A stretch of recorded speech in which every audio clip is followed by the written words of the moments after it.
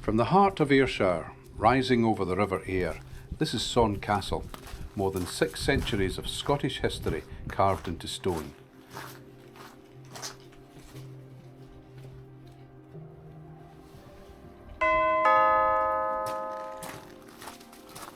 It began as a fortified keep around the year 1400, built to guard the crossing and command the valley below.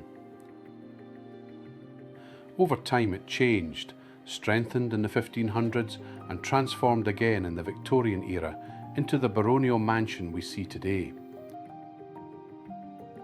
Kings have walked these halls.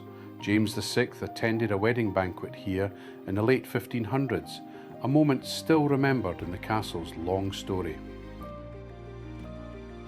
Once a defensive outpost, now a Category A listed estate, privately owned and set within 8,000 acres of countryside.